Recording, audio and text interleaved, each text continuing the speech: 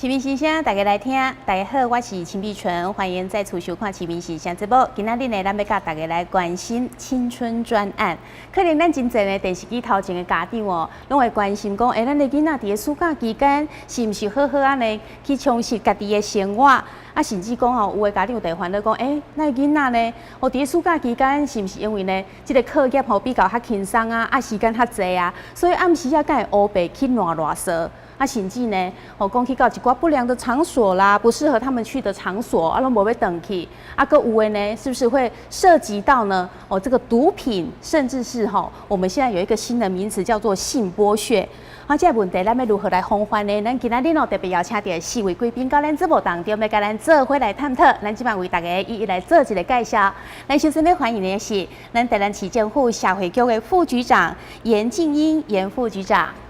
市民朋友，大家好，我是社会局副局长严静英。好，欢迎。第二位，咱为大家邀请的是咱台南市政府教育局的副局长王坤元王副局长。主持人好，各位市民朋友，大家好。我是教育局副局长。是非常欢迎。好，咱继续为大家介绍这位是台南市政府警察局的少年队吴顺发吴队长。大家好，我是少年队队长吴顺发。好，咱最后一位为大家邀请的是咱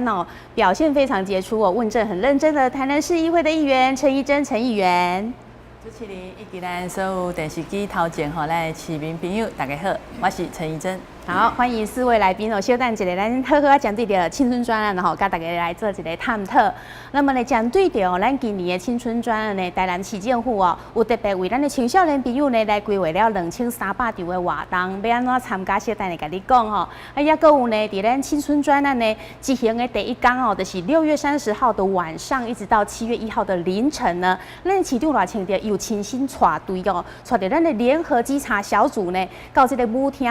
去做这个联合的稽查，那么现有到底有什么款的情形？稽查的成果又是如何？咱先透过影片来进入咱今天的主题。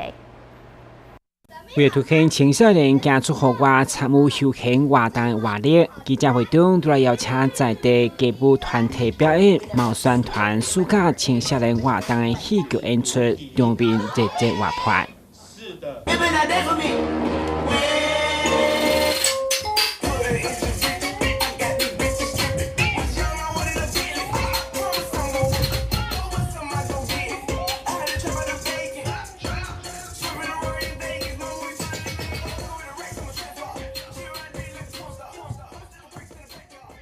其实每一档市府为了鼓励青少年以健康休闲方式来过暑假，拢会结合中央甲民间团体资源办系列活动。参像今年包括体育等8大类，都将近2300场次，相当多元活泼。那简单的我再强调一下，就是要远离毒品就是不要吸毒当然也不要参与赌博，然后霸凌、飙车等等这些事情。那最好的方法就是来参加台南市政府举办的各种活动。8大类有2289项，所以文武的项目通通尽在台南市举办的范围内。所以我们希望我们同仁呢好好把这个活动把它办好。然后我们也希望我们的同学暑假的时候呢来参与可以非常的快乐过一个非常棒的暑假。那么同时呢都有成长会后，市长嘛率领教育、社会、警政等相关局处的首长共同突破气球，向前让青春活力拢当充满伫单市每一个角落。为了预防青少年歇热伫半暝乱踅，或者是出入无适当的场所，市府启动为期2个月青春专案。其中伫30号亲情教育时强调，扩大零检是展现青春专案保护青少年的重要决心。那其实青春专案在6月1号就开始那今天是我们联合稽查跟扩大临检。我们希望用我们的决心让台南市每一个家长知道，即便在暑假我们都非常用心在保护我们这个城市的每一个市民特别是青少年的朋友这摆警方出动120名警力，分别前往舞厅、吊鞋场、甲网卡进行临检。市长嘛亲自带队前往舞厅，甚至逮捕一位跋筊的通缉犯，展现成果。那刚刚在临检的时候就找到了查到了一个赌博的通缉犯那当然这个一定要依法办理我们对我们市警局的同仁非常认真的在执行这种勤务，我们表示肯定。那当然我们也利用这个机会呼吁我们台南市的家长在暑假期间也都能够介绍我们自己的小朋友来参加市政府所举办的各项活动。我们总共有8大类2289场的活动，文武都有啦你要打篮球、打棒球、打羽毛球、打桌球这个动的，那你也可以去参加游泳的活动、文艺的比赛、艺术的活动甚至乡土的各种巡查，通通都有总共有2289项我们希望我们小朋友在暑假期间能够来参加，我们也鼓励父母亲然后带着小朋友来市政府参加活动让他们了解我们市政府所办的各种活动的用心。暑假期间，市府各局处嘛举办2200多场的青少年健康休闲活动，希望让青少年避免出入无适当的场所，会当度过快乐难忘的暑假。好，咱东港市长带队现场去稽查嘛到今仔日将近1个月那么到底咱这个去稽查这些场所的执行的状况如何？我们青春专案的执行的成果又是如何？我们先来请教少年队长。我们今年的青春专案其实是从6月1号开始到8月底，刚好是提前1个月。是孩子学生暑假期间加上1个月扩大犯罪预防是我们有3大主轴了就净化那个妨害青少年成长的环境这个环境一定要净化所以我们刚才所看到的 VCR 这个就是我们首日的临检勤务。为什么要临检？就是要净化这些能够引诱青少年犯罪的场所把它肃清所以我们市长带队到我们一个舞厅万象舞厅就查到一个通缉犯里面的一些色情场所啦我们还有钓虾场我们都有去临检这样子。还有每一周或扩大联合稽查，是结合各市政府的各局处然后到各分局一一轮流去到他们的辖区去临检，这样子来肃清这些有妨害青少年的环境是的肃清。第二重点就是防治青少年的被害防治青少年被害有2点就是速毒速毒还有性剥削。速毒就是今年是专门抓提供给青少年毒品，就是转让给青少年或者卖给青少年这些药头是我们是不针对学生，是针对药头来肃清它是还有性剥削，因为性剥削有的是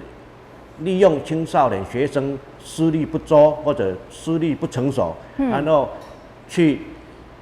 坐台啦，或者做色情行业啦，让这些性的这方面的犯罪能够泛滥的部分，我们都要遏制，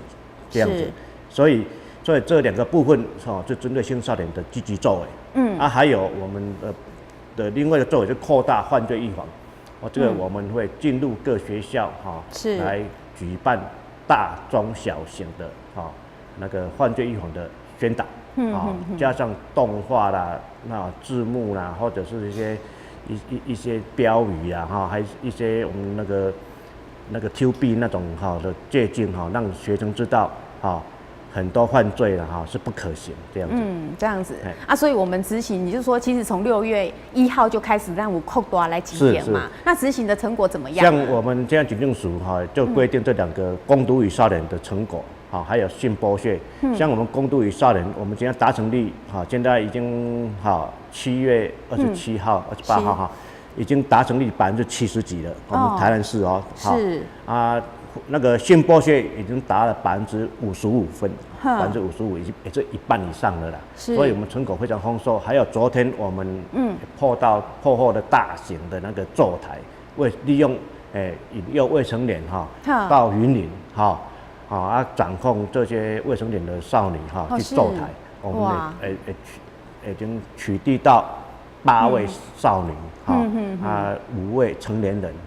这样子，所以我们会适度的发布新闻，今天应该会结案。发布新闻这样，对，所以这样算是有蛮大的一个成效了哈。对，好，那刚才呢，我们有听到一个名词叫做性剥削嘛，对不对？那这个性剥削，可能之前大家比较常听到的就是这个性交易啦、性侵害啦、性骚扰等等，但是性剥削呢是最近大家可能会常常听到的一个名词。那这个名词的话，我们可能就请我们社会局这方面的专家，我们请副局长来跟我们做个说明，好，什么是性剥削？今天刚好这个机会也跟市民朋友大家来报告一下什么叫性剥削是。那性剥削它有四种情况都算是性剥削。那第一个应该就是有对价的关系的性交易或是猥亵。有对价呢，不只是金钱，也有可能是物质。像现在很多这个儿少可能他喜欢名牌或喜欢3C 产品，对，那这样子也算是对价哈，所以无论是物质或是金钱都算性剥削。是。那第二个部分呢，就是他可能就是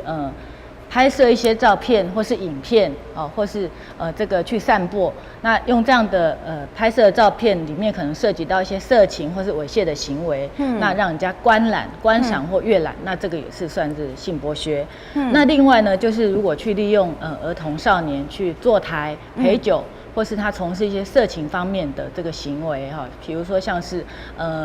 这个伴游、伴唱或是伴舞，这个也算是性剥削的一种那还有一种就是如果他去这个拍摄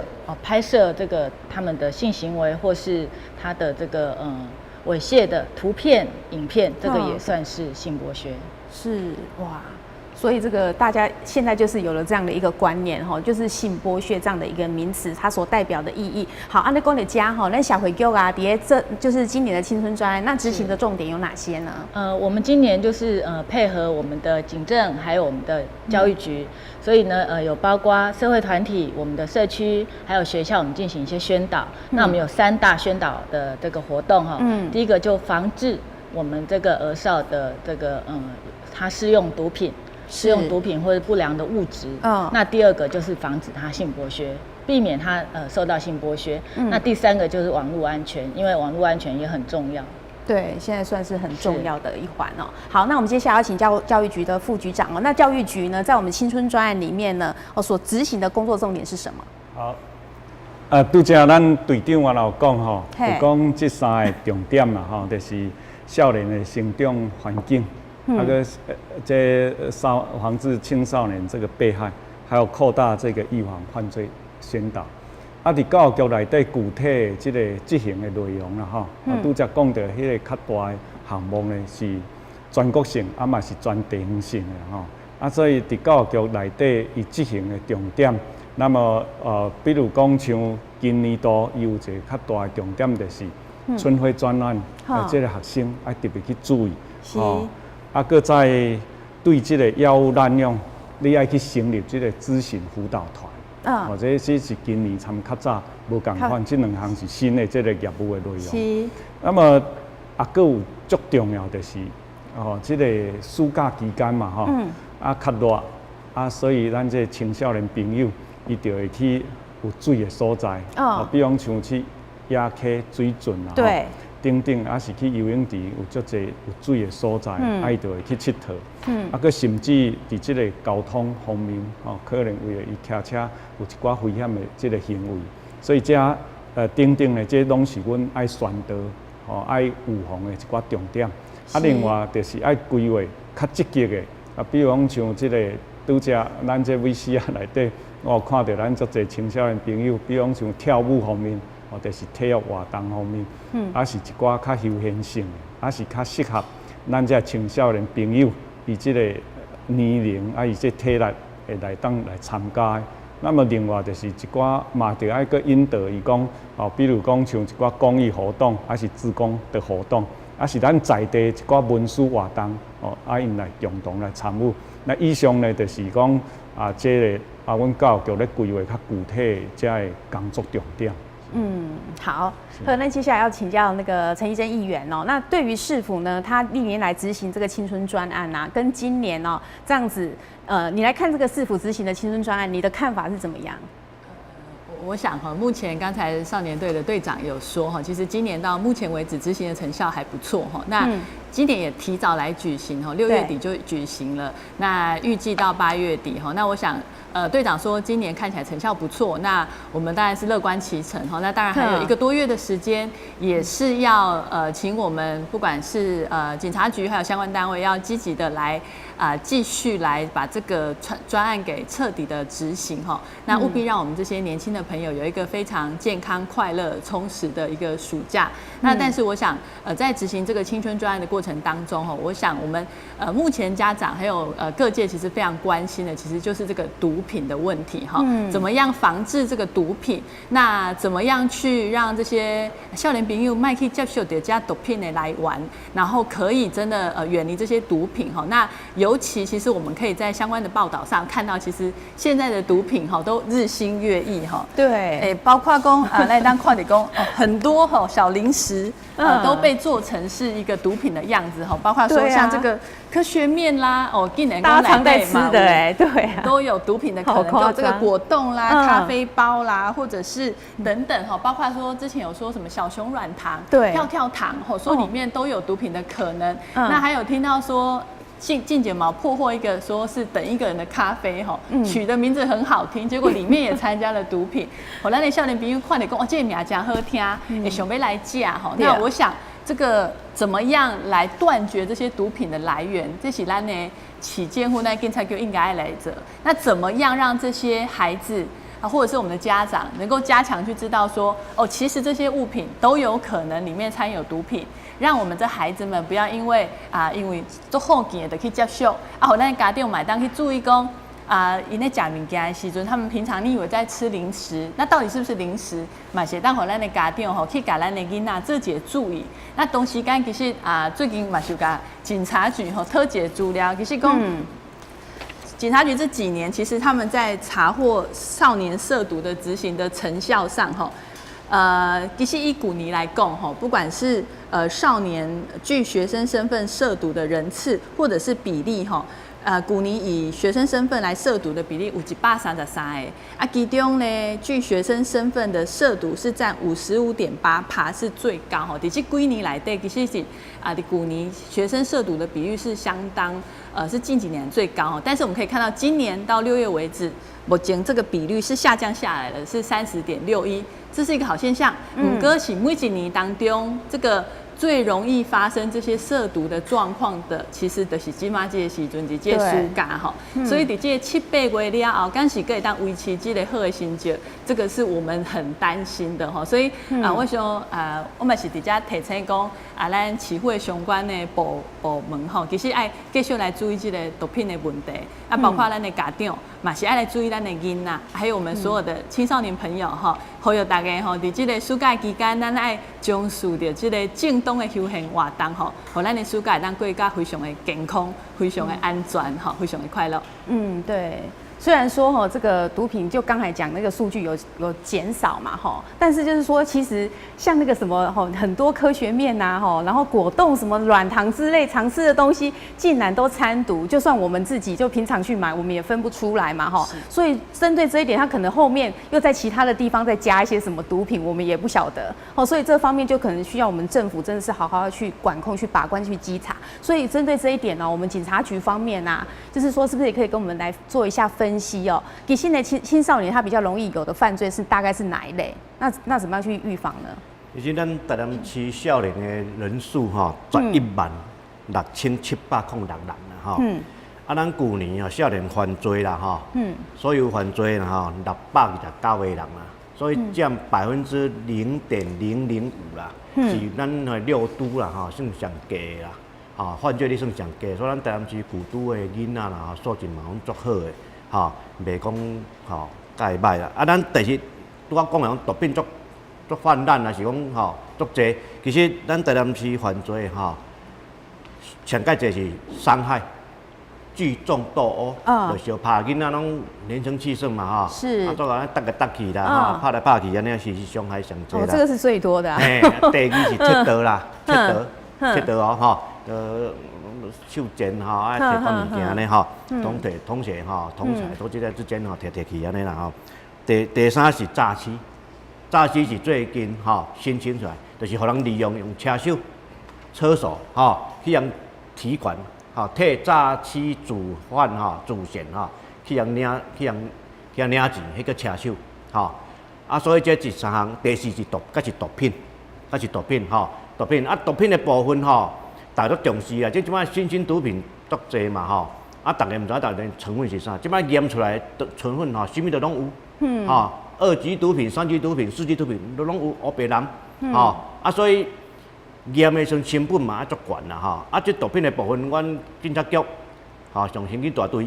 他要阻绝于室外，别人室外。啊，阮少年队阻绝于学校外口，安尼。啊，学校内面就互遮教官老师来共同努力，甲阮合作安尼。啊，但是讲到转来嘛是拢爱有家长的配合啦。因为家长你也认为讲，这个囡仔你要关心伊，怀疑讲即个囡仔生活无正常，有食毒，阮拢足欢迎讲你来校阮讲，阮来验药验下卖。因为你外观总是拢是猜测啦，你跟人讲伊精神不济，你嘛是种猜测尔。对。啊你也家长感觉怪怪，你拢欢迎来少年队，阮拢会当你验药，看囡仔有讲白差无，有食药啊无。啊，以后食药，咱就用对啥物人袂好伊，啊，就用断绝伊的攻毒的来源，这囡仔就无毒的来源，安尼伊就会改好。啊，家长也无关心，因为阮去阵嘛是有约束的，讲袂当讲无缘无故讲就带一个囡仔来验药，所以爱有家长会提出，比较可以合法安尼，啊，所以阮足希望家长会当来向阮。要求合作安尼，会当来互遮囡仔拢会当拢来净化，拢莫食毒安尼。对啊，可是这涉及到一个问题，有的家长就想讲啊，万不离我的囡仔若是验出有毒品，它是涉及到这个法律的问题，敢互掠去关，个唔甘吗？其实咱少年犯啦咱少年犯到18岁就拢涂销啊，就拢无前科啊。啊，即摆咱国家用少年法庭是要保护囡仔，来帮助囡仔一种处遇，因拢有保护管束，保护管束是讲吼一个月叫来一遍验药，啊，因有请教诲师，来还关心，来还教导，所以国家聘请这个教诲师，就是要帮助遐囡仔改好，啊，大家说无爱去卖这个处遇程序，啊，行入的惊贴标签啦，但是18岁就无啊啦。18岁就无啊啦，但是我拄仔有讲的，阮这个攻毒与少年的部分是主要是要掠药头，无要针对囡仔。所以这囡仔家长拢免烦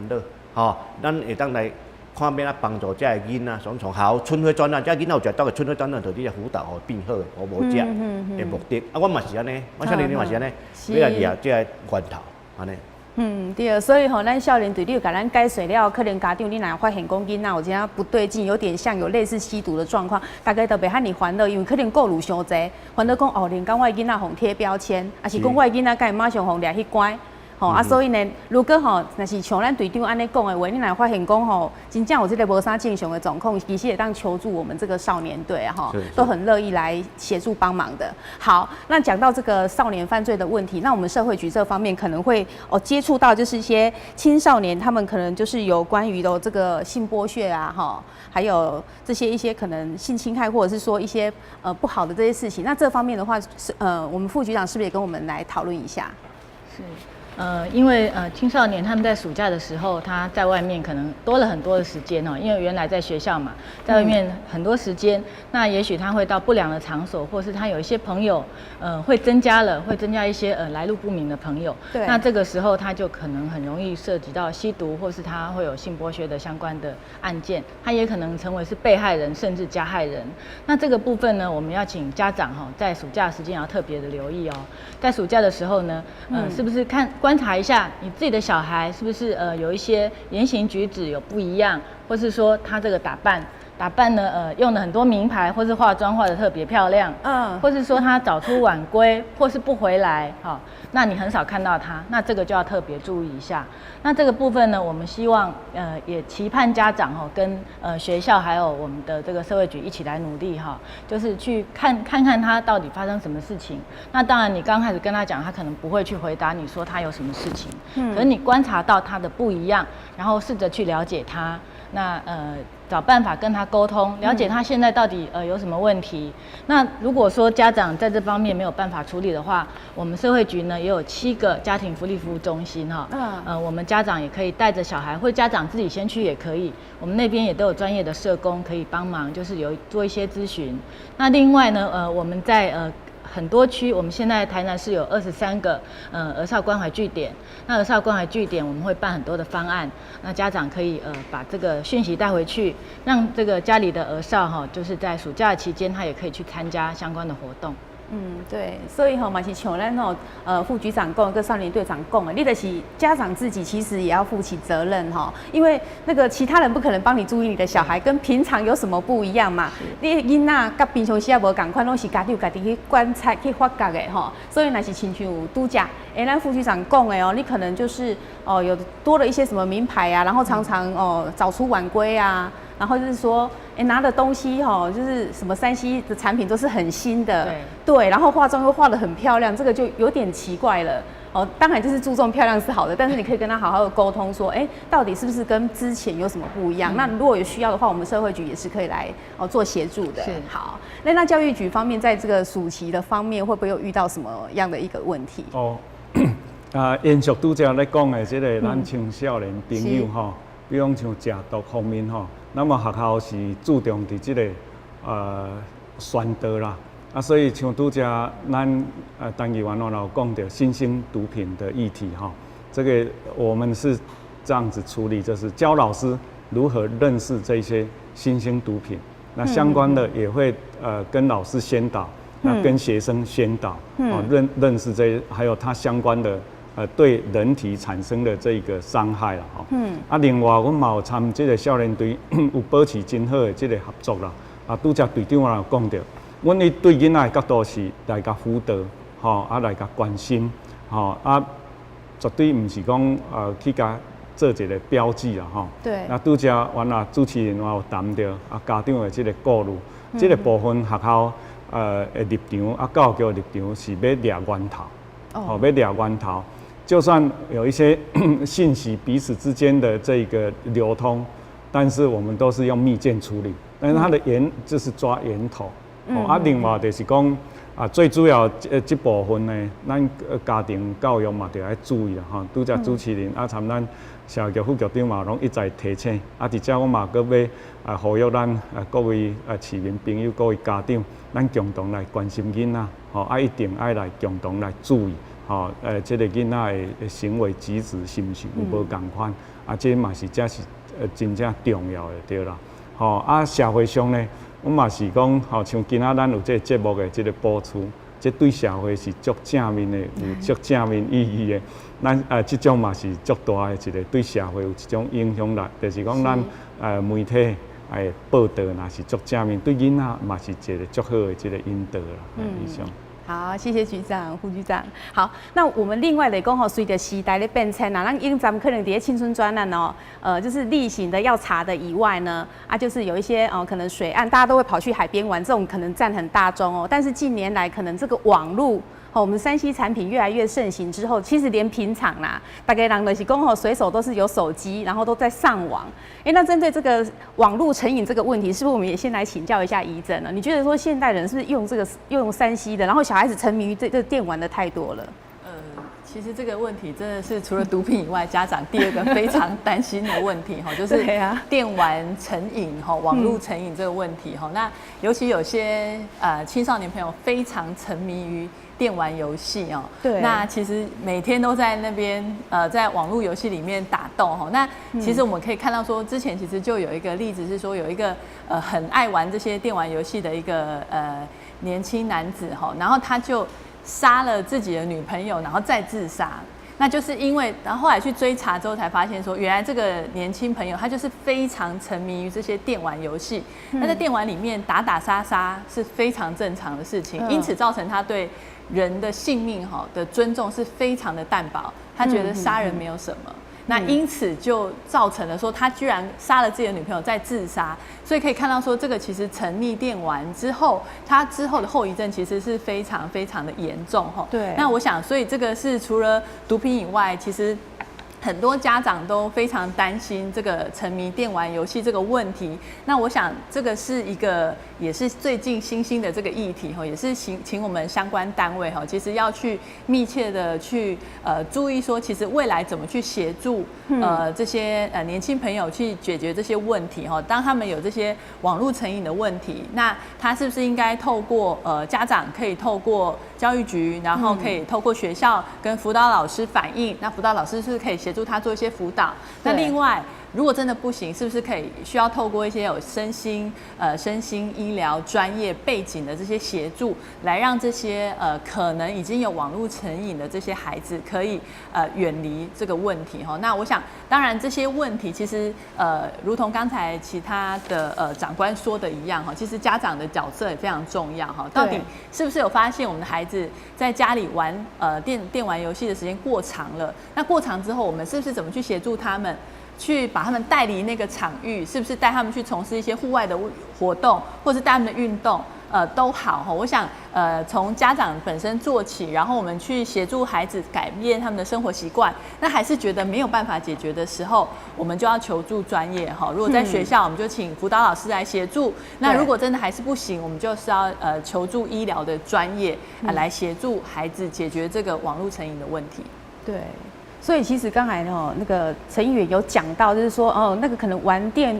玩得太深入，其实这个案件还有很多相关的，也有因为这样子，然后就去砍杀自己的奶奶啊、爸爸妈妈，对不对？我们少年队长是不是有接过类似的案件的案例？我们台南市成瘾的案例很多了，但是如果发生憾事哈，还是没有发现了哈，还好了。但是我们这个部分哈，我们来呼吁那个家长啊，在孩子还没成瘾之前啊，就要很小心来处理，来约制他，跟他约定嘛，跟孩子约定，每次上网的时候的时间，或者是给他检视他玩的是哪一种类型。那我也希望说，在这种游戏也能够分级呀，分限制级啦，普通级这样的，因为有的是太血腥了，那个种打怪这种太血腥，那孩子有时候会变成成瘾之后会变成变态，变态之后，如果你没有去适时的请心理老师、心理的咨商师来他疏解的话，他可能会越来越偏差，偏差有时候外观看不出来，就会造成这种台北割喉案，这种沉迷在网络之内，对，造成憾事。所以我们台南市这部分，我们还是做得很不错啦。我们这个有在宣导这个网络这个部分不要太沉迷了但是像我们学校的中辍生很多要占到2成中辍生都是在家里上网，不去学校。那我们发现这种成瘾的部分我们都是有时候是家长的溺爱比较多啦，溺爱就给孩子无限上网啦。让他，而且还是最快速的，对，让他可以畅行无阻这样子，让他睡觉的话，他躲在棉被还在上网，对啊，所以造成孩子有上瘾的成效呈现所以我们还是连家长也是一同教育不能太溺爱，要约定跟孩子约法三章，不能太溺爱这样子。对，没错，因为人家这囡仔就是那个心理还没有完全成熟，然后有些就是像刚才队长有讲到他的那个没有分级。那有些很血腥的，我就看过有那个很小的小朋友在那边砍杀的，到处都是血的那种。对，我想说，哎呀，这种为什么小孩子可以玩，他还玩得那么厉害？可见他常常在玩。然后再来就是说，这个上网的时数实在是太长了。那另外一方面就是对自己的视力也有影响，对吧？怕把酒弄派去嘛。然后他如果心智还没有成熟，让他弄久了以后，他可能就会搞不清楚现实跟虚拟。到底哪个是真的，就会产生一些可能会犯罪的问题。对，好，那我们知道说市政府教育局其实之前就有在讲这个就是网络成瘾这个问题，也是有在注意。那有做了什么样的一个防范的措施吗？这个网络成瘾啦吼，拄则老讲的沉迷啦吼，对，伫这专家学者伊是有分的，吼，成瘾算严重的，爱看心理医生，这个沉迷是可能超出咱一般，比方像咱咧处理代志，咱必须爱用到这3C 的产品，吼，这个另外一种状况。是。那么对这较严重的叫做成瘾这个部分呢，其实伫阮家庭教育中心，我有做这种具体的量表，所以那个部分也可以下载来看看，说自己有没有这个成瘾。那但是伫教育系统呢，阮是捌请各学校对学生做问卷的那个填答，是，但是回馈回来的没有达到成瘾，不过是沉迷啊，还没有达到成瘾。所以若是讲有成瘾的这个状况，阮是对这个伫这个量表内底较严重的有个关注，然后会再加强特别留意它。不离过呢，就是讲我们从教育的角度是会教学生方法啊。就是说，你都要去注意啊，你已经有这个沉迷的倾向，因为我们也知道，所有的这一些，不管是沉迷、成瘾，对这心理上、对这身体、人际关系，拢是负面的，拢无好啦吼。对。所以咱是介意安怎管理，比如讲像你就要设定30分钟到你养，你就爱休困者，看要休困10分钟，还是偌济，这爱有一个管理，过来伫厝里要用。要用这个3C 产品的时阵，家长嘛爱看囡仔做一个立定。比如讲像你看电视看偌久，还是拍电动玩具拍偌久，你就一定爱休困，爱去户外行行的啦吼。所以这个部分呢，是阮用按教育的角度，是提醒学生你爱做好管理。另外就是讲，往健康方面来看，你伫这个管理上，你就是爱自己比如讲像要上网，还是要去打球，要去跟朋友互动，你要先有一个规划，有一个规划，然后有一个规划表之后，要提醒自己，时间到了，我就要放下手边的这些产品，比如说电动玩具啊等等，就是不断的提醒孩子们、青少年朋友一定要做好自己的管理是从这一些角度来帮助孩子。那另外，如果比较严重，我们也会做好3级辅导。那比较严重的就是我们的心理师就会介入来帮忙来处理或者是看心理医师，我们都会来做协助。对，所以这方面其实家长也很重要，因为现在有很多家长其实自己都很迷恋这个网络上网啦，不管是说上这个 FB 啊，还是说在那边跟他用 LINE 啦，或者是上网看影片等等，那就是可能小孩子看了就说，我爸爸妈妈自己不是都这样吗？所以自己呢，可能也要以身作则，要做好这个管理，对不对？才有办法来教小孩好，那社会局方面有要补充的吗？社会局这边就是我们会呼吁家长就是我们家长自己也常常都用3C 产品，用得很严重那当你发现小孩子用3C 产品，然后不断的上网或是玩电动游戏的时候，我们会建议你不要就是一直阻止他，或是一直责骂他，应该是先要了解，你要先了解这个小孩子为什么他一直在沉迷在这个电动里面，沉迷在3C 里面，然后试着去了解。那甚至于说，你也可以跟他讨论他电玩的内容是什么。那因为这样子跟他讨论，你就知道他这个涉及的那边有没有色情，或是有没有一些金钱的交易。那从这边来关心小孩。那我们也就是呼吁说3多，什么样3多就是3多就是多陪伴孩子，多给他关怀，然后你要适时的引导他。你要主动去知道他的需求。那我们在今年的暑假也规划了大概有2298场次的活动都在暑假，有8大类的活动，包括艺文啊，或是体育，或是休闲，或是公益，或是研习有相关的活动。那也欢迎这个我们的儿少都来参加。对，社会期间护版和你这活动的希望大家放下手边的3C，不要一直都是说无聊在家就是一直在那边上网那你如果有一些活动的话，家长呢就带着小孩子出去了，那他根本就不会想要说，我一直沉迷在网络上面嘛，所以这也是多出去参加一些有益身心的活动是非常好的。好，那另外呢，在暑假期间可能会遇到一些，医生是不是会有一些那个打工的那种陷阱之类的呢？时间就是很多年轻朋友其实都想要借这个时间去赚一些零用钱啊，然后也可以让这个暑假的时间可以过得比较快那其实往往就是想要去打工赚一点钱，但却不小心就就落入了一些有心人士的一些陷阱当中那对，所以其实也要提醒所有的年轻朋友其实我们去打工的时候不要随便签署任何奇怪的一些契约然后如果说他有给我们一些很奇怪的一些饮料啊或是什么的。也千万不要喝然后工作的时间也千万不能说有需要喝酒或是什么样子的，这种都是非常不恰当的而且也不可以说去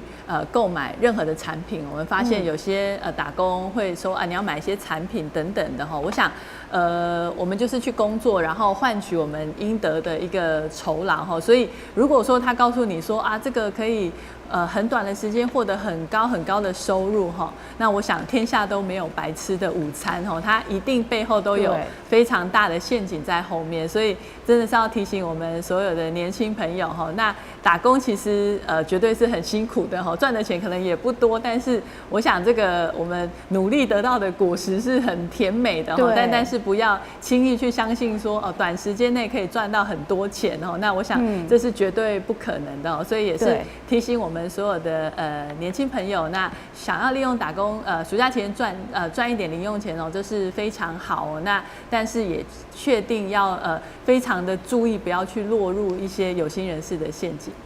对，所以刚才陈议员已经把一些陷阱都点出来了那真的是大概要记得，就是说，他可能叫你买什么，说你先投资什么，你后面可以就是你买了之后，你卖给人家，你可以一个月可以赚个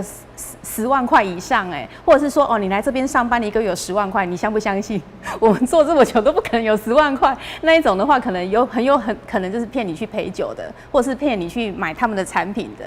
那这些可能就是要家长去提醒小孩子注意，因为可能小孩子涉世不深，他也不晓得会有这样的状况，所以我们家长一定要注意，要去提醒自己的小孩。所以针对暑期打工这方面，是不是教育局方面也给我们的一些年轻的朋友们一些建议呢？我讲做一个提醒啦，就是讲，这当然对青少年朋友，这嘛是一个真好的生活上的体验啦所以伫教育单位并无去讲。爱去禁止也是安那那首先呢，就是讲要去打工的这个厂商你去场合，你可能就是爱最好是爱探听声誉比较好的这一个厂商你若要去打工的地方呢，要打听一下另外就是讲对这个工作的场合一寡会可能是危险的因素呢，可能嘛爱去了解比如讲从事的这个事情，它是不是危险性？刚刚陈议员嘛有特别提醒，是咪讲爱啉酒，还对身体的健康绝对是有损害嘛？对啊。迄种所在嘛，唔是正当的所在，所以做的代志，是叫做做的时间，拢得喺半暝，是迄时间嘛足重要。所以一寡危险的这因素呢，咱原来爱去做评估啦。当然伫学校内底老师原来拢有教学生，你爱去评估这个因素。另外就是好像就是我们谈到就是不可以怎么样，不可以怎么样的原则，也提醒学生那我们在这里也在提醒不用像你唔通去拢的爱先缴偌济钱也有这一种说你要来这边你要先缴保证金多少呢？这个是也不要上当然后也不要非法打工所以这几点各做一个提醒。对，所以就是大家拢要多加注意，因为现在有很多都是会利用暑假期间想讲还先喝骗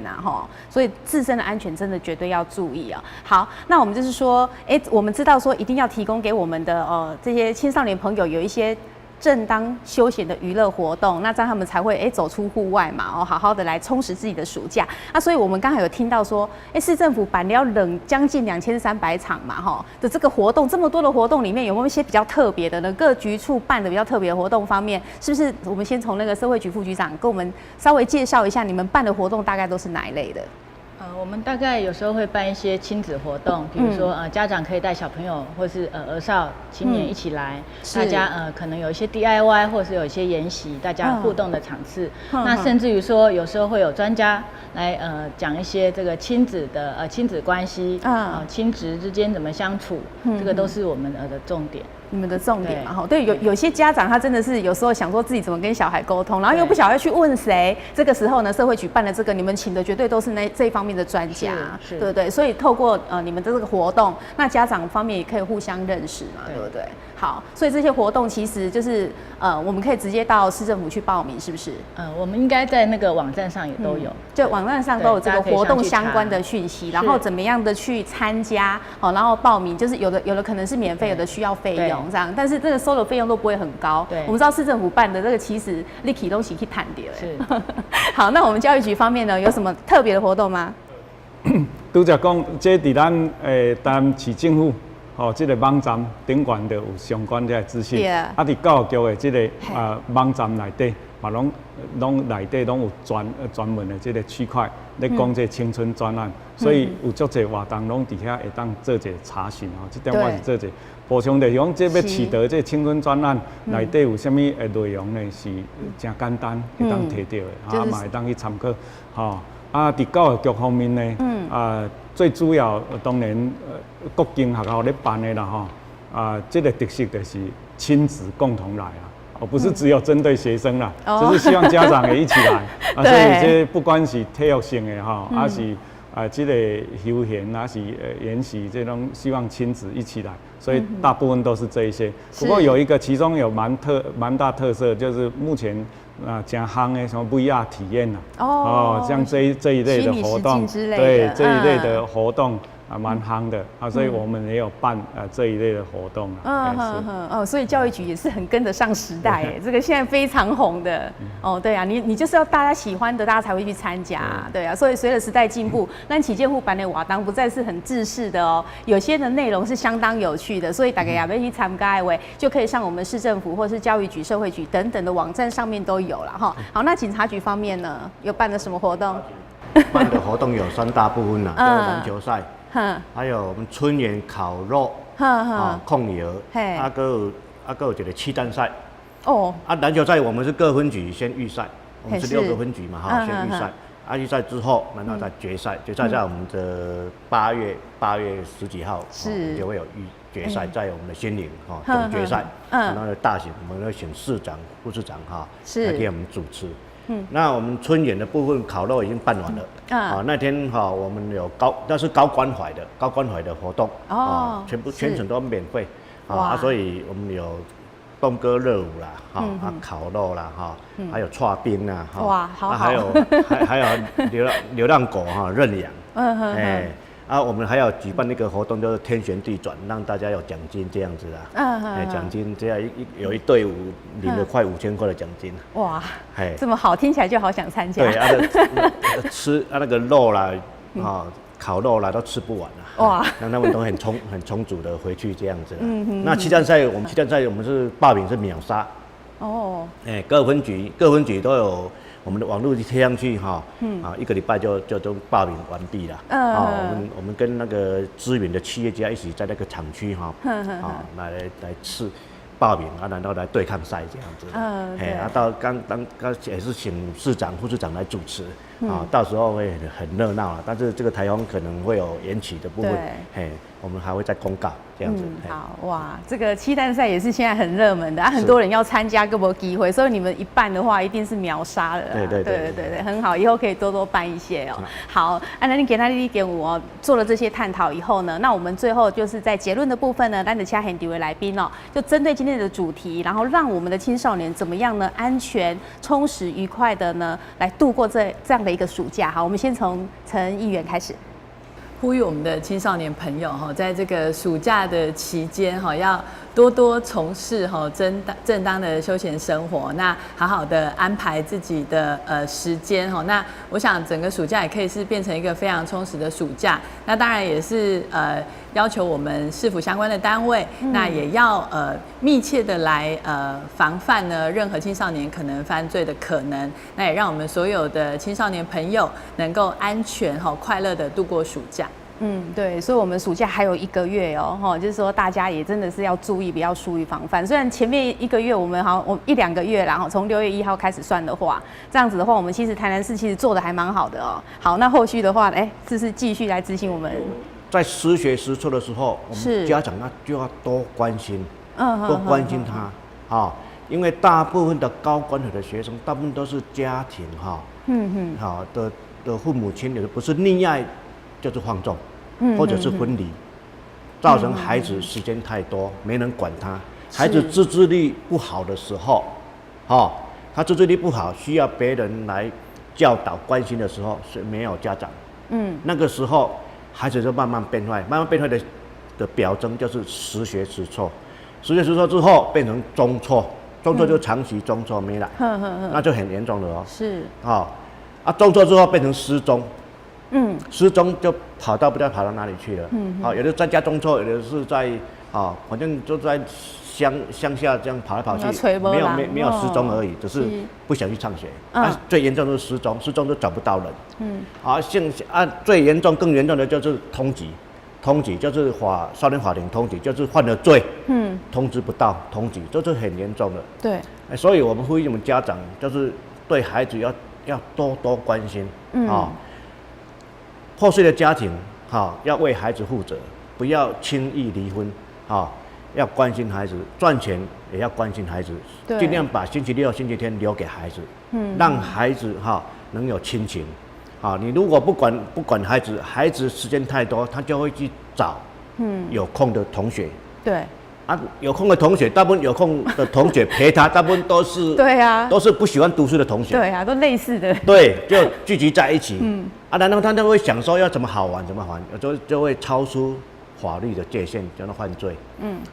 所以叫他坏朋友比较多，几率很高啦。你如果不理他，他犯错。犯法的几率非常的高啦，所以要抓回来就很难了。对，所以我们在这里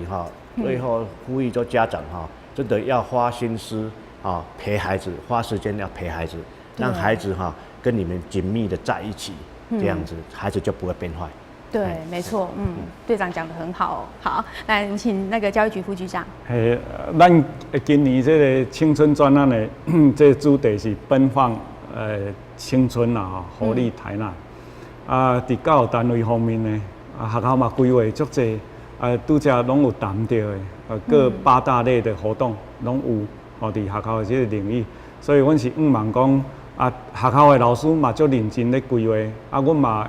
一再鼓励在学校的老师伫暑假，虽然是放暑假，不过暑假不管办了这个类似体育活动，或者是课服，或者是艺乐营的活动，非常的多。老师也都非常的尽心尽力，那希望孩子都来参与，都来参与这一些健康的活动。那另外一方面呢，也希望家长也共同来参与。孩子其实他整个成长过程，他是没有办法延期的，他是没有办法重来的。所以我们非常期盼也鼓励家长共同陪孩子走这一段，尤其是暑假期间嘛平常上课时间就到学校去，有他的生活作息。对。那暑假我们担心他整个乱了套，那对他的生活或者是学习各方面会有产生不良的影响啦。所以我们期盼家长也一起来啦那也期盼孩子们能够自立、自我管理多参与这一些有奔放青春，还有活力飞扬的这一些活动。对，所以好好管理自己的暑假，自己的人生也变得不赶快了哈。好，那我们最后邀请了社会局副局长。因为我们刚才一直在讲到家长还有学校老师对这个小孩的影响，可是我刚刚有想到了朋友也是一个很重要的因素对，就是如果你发现你的朋友旁边的好朋友，他有一些比较奇怪的行为，其实你也可以帮忙他，关心他可以跟老师讲，或是跟这个家长去讲。那